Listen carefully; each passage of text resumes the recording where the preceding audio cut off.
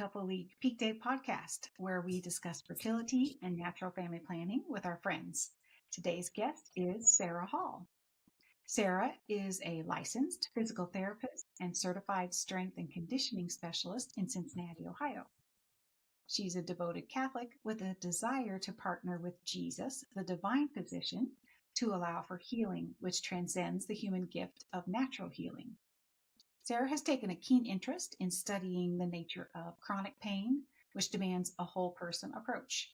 This interest led her to found Living Water Physical Therapy in order to openly allow for the further acknowledgement of spiritual influences involved in chronic pain. Sarah is qualified to provide pelvic health and obstetric physical therapy. And through this specialization, she has found a calling to help women before, during, and after pregnancies in order to best welcome new life and to aid in the healing and recovery process. Welcome, Sarah, to the Peak Day podcast. Thank you. It is so nice having you. This is it's a great topic, and it's probably a topic that is not spoken about a lot. Would you agree? Yes, for sure. It's one of those things that I think clinically we're seeing a little bit of a generational shift, whereas like my parents and beyond that generation, it was very much a lot of these things were just taboo topics, not known a lot about. I don't even know that pelvic health was so much happening at all when they were going through labor and delivery and recovery and. I'm seeing a lot more of it, and it's hard from my angle because I'm a little bit, I don't know, a lot of my social media gets tailored for me. So I tend to see many, posts that are raising awareness of what pelvic health therapy and things like that can do. Not so much obstetric, but there's a rising knowledge of what pelvic floor physical therapy is, and what we can do. So it's starting to shift a little bit with my generation, which is a nice thing. Yes. Yeah. So many things that, women of an older generation just never talked about is now more and more being spoken of. And I think that can only benefit women. Absolutely. Yeah. So many topics. Absolutely. Mm-hmm. So let's start from the beginning. What inspired you to become a physical therapist? This one, I really do wish I had a more exciting answer. And I could always say it was my brother who had a life-threatening ski accident when he was 17. I would have been 12 at the time. Actually nearly lost his life. And thank God he's great now. He had a 4-level spinal fusion. He broke 16, 17 bones, something like that. In the ICU, to the main hospital, a transitional unit, to rehab, to home health, to outpatient therapy. I got to see it all at the age of 12. And I had these therapy ideas kind of even floating in my head then. But if you had asked me along the journey, was that the reason I went into PT? The answer is actually no. Maybe it had a little more influence with that tie than met the eye at the moment, but it was really, I always just had this insatiable hunger for learning about the human body. And that actually also showed up maybe around 5th or 6th grade. And that hunger for that knowledge, it never went away. I would find myself in the orthopedist office for like a knee problem. And I'm just like staring at the posters, like trying to absorb what is this thing that is the knee. And that carried on through college. I explored a lot of career opportunities, but I just kept coming back to things in the health, the fitness world as well, in the exercise science world. I actually at one point I wasn't studying that stuff, and I was meeting friends that were, and I was jealous. So that's really how it started. Right. And then it was kind of, honestly, I'm just gonna be perfectly transparent. It was a leap of faith, hoping that I would like the profession. After just knowing that I liked the knowledge and the area. And it ended up being absolutely perfect. Absolutely perfect. How amazing. And what a gift to kind of have an idea of what you really wanted to do at such a young age. That is amazing. Yeah, for sure. Sarah, tell me about your faith journey and how your faith influences your practice as a physical therapist. Yeah. Um, so that's another evolution that took a turn in the course of what am I going to do with this career? And that actually took a massive turn while I was in PT school. And originally, I wanted to be in athletics, which is how most physical therapists start off when they're in school. They want to do something in sports or, exciting with young people. They're like not wanting to be in a hospital dealing with older people. That's generally how that goes. And then they find themselves, further down the road in PT school, and they learn what else we can do and fall in love with other things. But for me, this is going to sound so out of character for me, but my family and I have a tradition of going to the Indy 500 every year. And so I actually follow that racing series, and I have since I was 13 years old. And people don't realize it, but it's one of the most physical sports out there. It's incredibly physically demanding being behind the wheel of those cars. And so I wanted to be the PT that did all things IndyCar. Like that was the pipe dream originally. Was I went to school in Indianapolis because I was dead set on like, this is my dream. And that's just it, is it was my dream for myself. And I was actually working in a gym, or like kind of interning, shadowing a little bit in a gym where they trained elite full-time IndyCar drivers, and they offered me a job. And I was like, this is it. Like I made it, like this is my dream is coming true. Except at the same time, I was also diving deeper into my faith. And was just kind of at this point of, I have everything I've ever wanted right here, but this is not good for my soul. There was something in that environment where I knew this is not good for my soul. And so it ended up sort of being a thanks but no thanks realization of something where I knew I was going to have to compromise who Jesus was calling me to be. And it was actually a really easy decision because I stopped desiring it.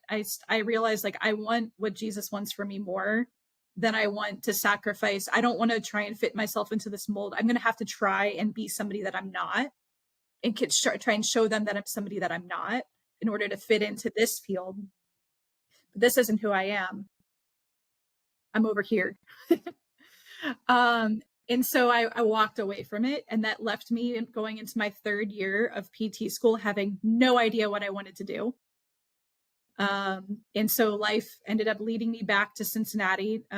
That's one of on the short list of things that Jesus made abundantly clear was, you're going back to Cincinnati. And it was within 1 year that I started feeling this draw, learning about pain. I had a strong interest in pain, and chronic pain especially, and learning about all of these different influences in pain, aside from just the physical injury, realizing that there has to be a spiritual influence with pain, and I cannot address that in the secular workplace. So I realized very quickly the only way that I can truly do my patients justice learning about chronic pain is if I'm bringing Jesus with me. And the only way I can really bring Jesus with me is if I start my own practice. That's it. So it's sort of, as I grew in my relationship with Jesus, it just naturally, it's hard to say other than that. I had to, like, this just felt like something that I must do. Like it felt very much like a duty and a desire, and a calling and a passion all at once. Oh my goodness. So it's interesting, Sarah, that you had your plans and God had his plans. And Right. you were able to discern those plans, and you had the freedom to choose, and you Right. chose to follow God's plan. Right. And he truly did make it easy. Is the really joyful thing. It really, at the end of it all, it was, it's hard to look back at something to say that I felt that passionately about one plan Mhm. Um, and especially somebody like me, like I'm like I'm going to go hard after that dream and like I will crash and I will burn and I will fall on my face trying. Mhm. And then I'll still get up and I'll still keep trying, even when it's really clear this is not going to work. Like that's just like etched into my being. Mhm. So honestly, like all I can say, like it was truly the work of the Holy Spirit that I was just okay with being like, no, actually, that's not this isn't it. So I tell people, or the way I think I explain it is like,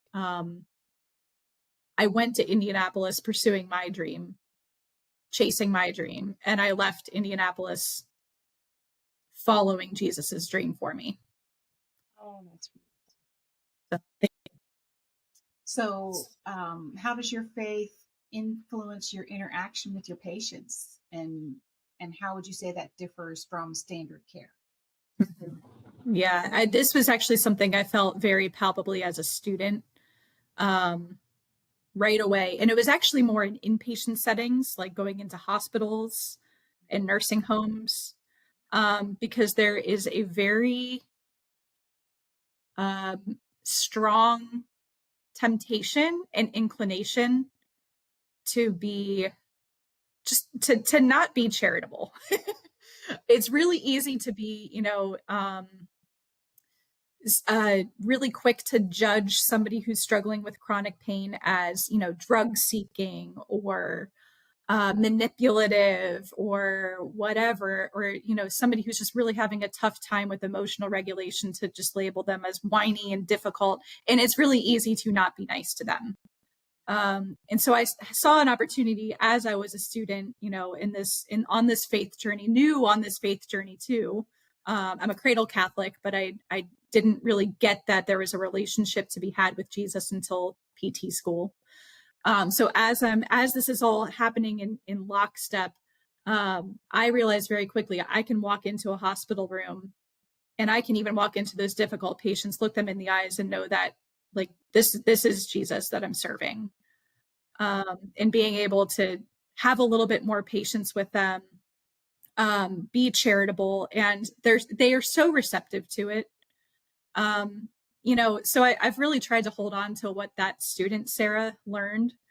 Um, Not that I'm perfect at it. We were talking earlier that it's, there are weeks where I'm a little bit overworked and it's a little bit harder to do that. And other weeks where I'm realizing like my prayer life isn't in order.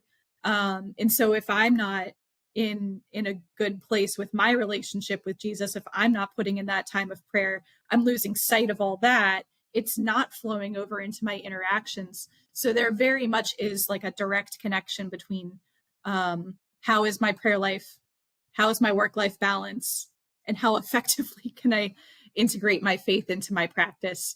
Um, and I really actually I really look fondly upon the Little Sisters of the Poor, because they do this so well. And I got to work when the Little Sisters were in Clifton. I was working. I was the PT at their home with those residents, and they would even tell me they would tell me, yes, we'll go to Eucharistic adoration and everything, but we are adoring Jesus in our patients, in our residents, I should say. So they really understood that the ministry component. And it can be as simple as just reminding yourself that, like, even today, I had a patient sitting on the edge of a hospital bed at one of my side jobs. And it's so easy to think, I just need to get through this so that I can write my notes and so I can go home. But then being able to remember, like, this is a soul, like, this is a precious being created by God. She deserves my time, my love, my respect, my patience. Um, and it just, even just that simple mind shift, it can make a huge difference. So, how would you say that you partner with Jesus in your practice? Yeah. So that actually, I have some practical things that looks like. Mhm. Um, and some of it is simply where my clinic is located, also where your office is located, the same building where we have daily mass twice a day and 24/7 perpetual Eucharistic adoration. And confession is there on a regular basis. There's sisters walking around. So that said, there's a fantastic opportunity to recognize if somebody is coming in and they have a significant, like we're kind of discerning, like it seems like there is a strong spiritual component to this pain. And sometimes that can overlap with the psychological too. But there are moments where it can be very clear that there is something maybe spiritual at play. I now have a referral source. So I'm also, there are so many ministries connected to the Holy Spirit Center where we're located. And there are even like lay prayer ministry, different prayer ministries that exist that are based out of that building. And I know those people too, and I can call them up and say, hey, I have somebody who's maybe interested in kind of going through, some inner healing prayer to address some things that are coming up. And I always get the patient's permission, of course, before I just start, throwing names around or anything. But they very much become part of this like interdisciplinary team that you don't see in secular hospitals. You have chaplains, which are fantastic. And they're very much part of the team, but it's very much secularized, where you have your doctors, your therapists, your nurses, your social workers, case managers, nutrition, all of that stuff.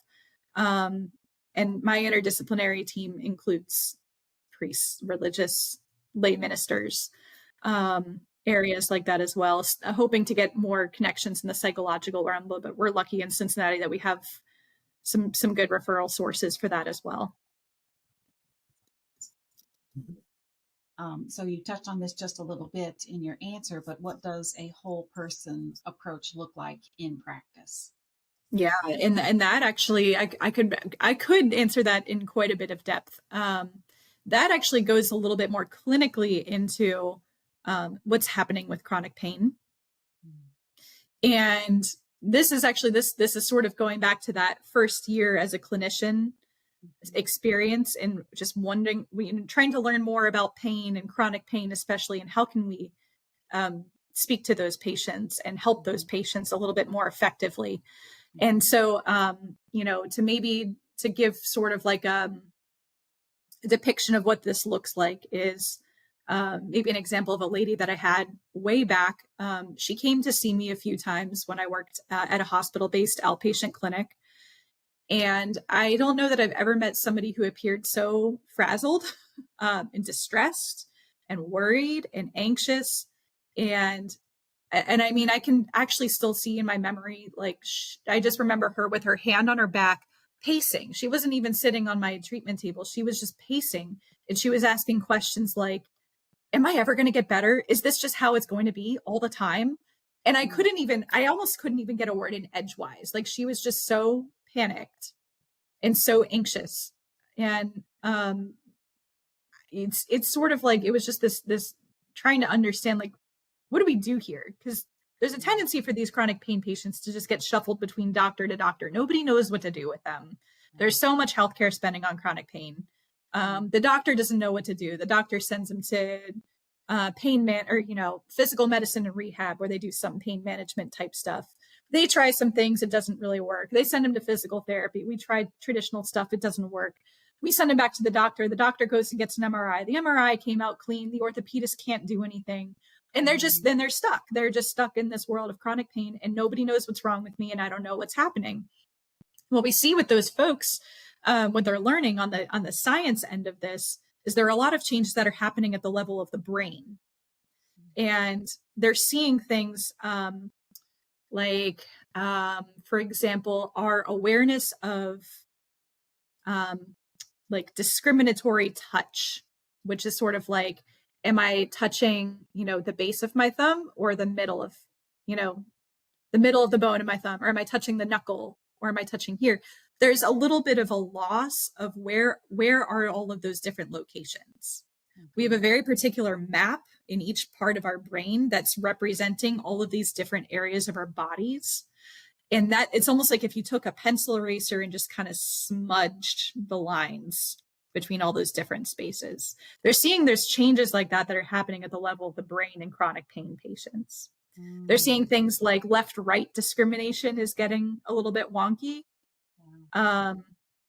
Things of that nature. They're seeing those clinical changes. And what's happening is the brain is perceiving that uncertainty as threat.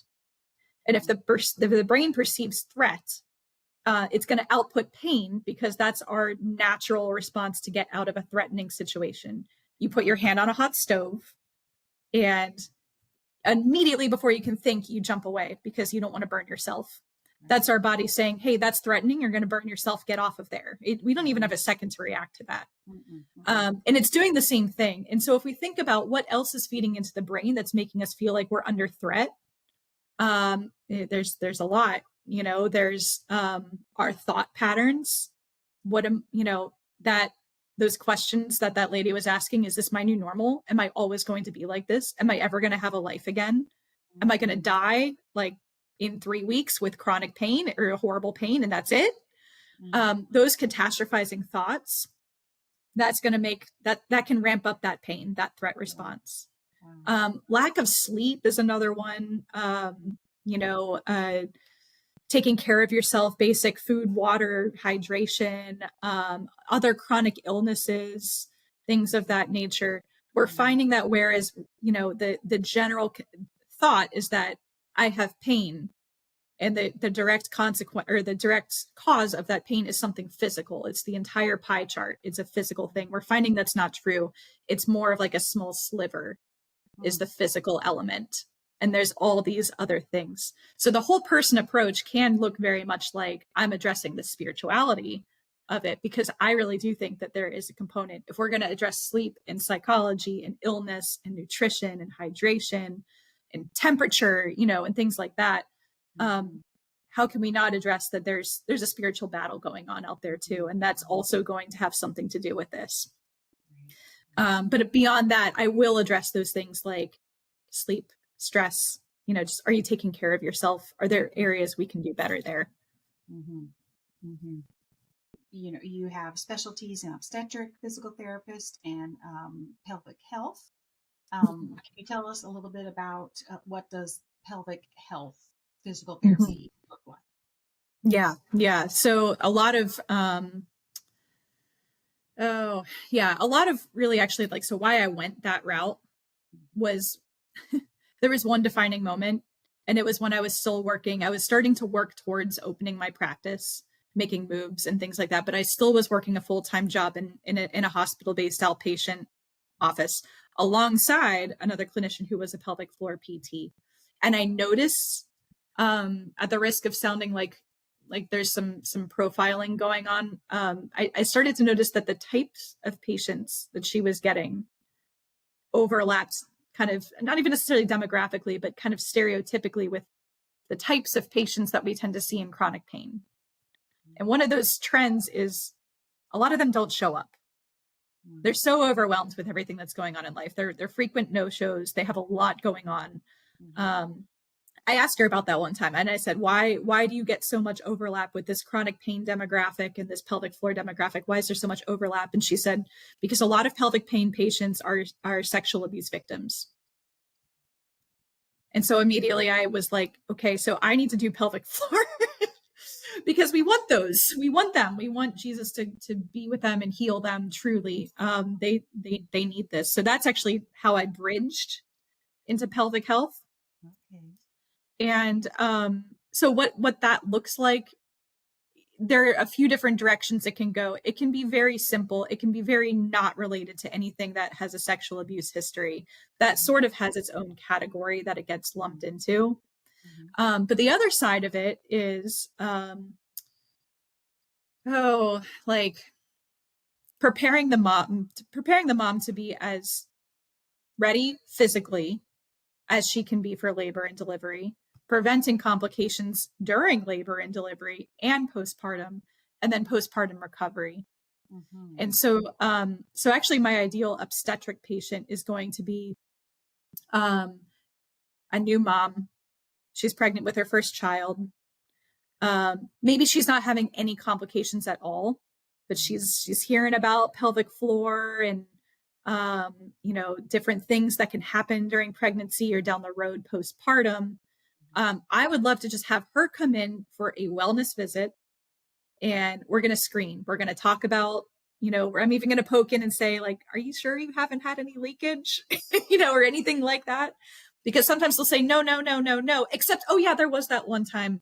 I was walking all day and then I sneezed and then I just completely peed myself, but that was it. That was the only one time. And for me, I'm like, okay, well, actually we need to address that because one time is one time too many. So I really love to get them on board with preventative stuff, and that can look a lot like recognizing maybe there is some pelvic floor weakness that's starting to rear its head. Here's some exercises to just stop it in its tracks. And then they know me is the nice thing. So if pregnancy progresses and they start to get back pain or hip pain or sciatica or whatever, they know me. They can just come on in and say, hey, remember me? I'm having some trouble. Can you help me? And then same thing postpartum. So that's really where we can do everything we can do to prevent, but we just never know. You never know what's going to happen in your birth story. And there could have been a woman who wanted to go completely natural and she had a C-section. Or had a prolonged second stage of labor and had a massive tear or something like that. We've got some work to do. And again, at that point, they know me. And it's easier, again, I am off the insurance grid. So it gives me a little bit more freedom and flexibility that they can just come see me. They don't have to jump through hoops and reschedule and do a new evaluation. Then you have to see me for so many visits. You can just come and go as needed. It's really nice. Right. So you got me thinking about women who are, they've had their children, they're older. What do you see older women, and what are their specific challenges? Yeah, I do. I don't see them as often. My market is kind of more to a younger population. I do get some older women, and a lot of what we're seeing around there are those perimenopausal, postmenopausal changes that are affecting, like, specifically their ligaments. And that's where we're starting to get into more of like a conversation of managing prolapse.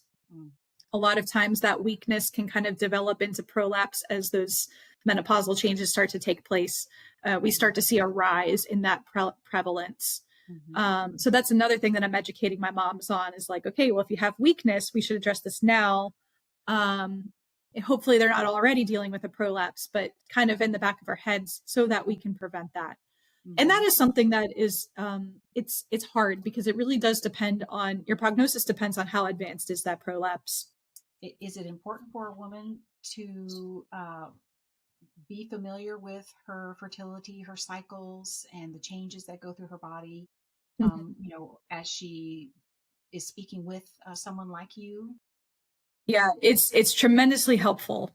It's tremendously helpful, and not even so much because of a direct connection with the type of physical therapy that we're doing, but because those women who, of course, I'm a Catholic practitioner, and so I tend to attract Catholic clientele. Those women who are charting their cycles and they know where they're at, they know their bodies. That is probably the single most important thing that I could ever teach a woman is to better know her body. And especially when we're dealing with pelvic floor, I tell people it's so easy for me to teach you how to do a bicep curl because here's your biceps and here's what it looks like. You can see it. But when we're working in the pelvic floor, it's this kind of like deep, dark cave that we can't tell what's going on in. All you have to rely on is what your sensation, what your brain and your body, how they're connecting. Are you aware? Because everybody's like, I don't know if I'm doing it right. I don't know. And that's where I come in and I help them and I can give them feedback on if, yes, they're doing it right. But they have to learn that body awareness piece. And if they're coming in and they've already been charting their cycles and they know where they're at and they know their hormonal profile and everything like that, they already know their body better than most. And they're going to be in tune. I mean, even they're going to be so much more aware, especially through pregnancy as their hormones are shifting and they're getting more ligament laxity. They're aware of those changes. And so it's a lot of it, it's fostering just an independence. And I hate to use the word control, but like a sort of like an autonomy that you have over your own body. or a knowledge that you have of your body and how things are working and how things are integrating. And so that's actually what I find the most is those women who come in with me, they're already so much more body aware. They have such a leg up on everybody else on pelvic health because they just know their body that much better. For a Catholic Christian woman, what is the benefit of seeing someone like you, who is another Catholic Christian, for their, physical health, their pelvic floor health? Yeah. Well, for one, comfort. And I think that goes, I see that trend again among my generation.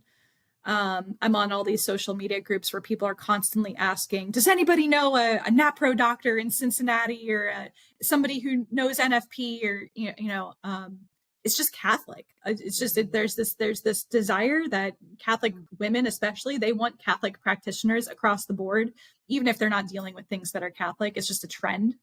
And it's a good trend, So do you find that dealing with chronic pain, it's a longer process?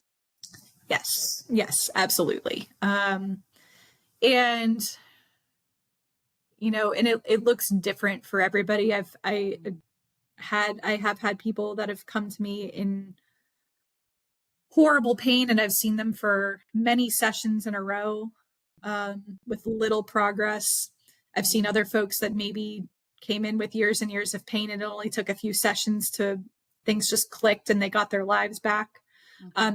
More often than not, yes, pain, and especially, and we didn't really talk about this too much, but the pain side of pelvic floor, it gets hard and gray and vague when we're dealing with pain. And again, that body awareness piece is so crucial. Yeah. And a lot of times I find myself telling them, this is hard and it does take time, and you do have to be patient with yourself. And it's okay if it feels like none of this makes sense. I find myself having a lot of those conversations with those women, both in chronic pain and pelvic pain, and with the overlap. Right. Well, it's beautiful that you are helping women see that, dealing with their pain in a holistic and spiritual way is a great benefit to them. And thank you so much for being open to God's plan for your life, and being able to trust your plans and go with what He had in store for you. That's beautiful. Absolutely. Well, thank you. I appreciate that. Yeah, thank you for being on the PJ podcast, Sarah. It was lovely talking with you, and best of luck with everything that you're doing with your practice. Thank you so much.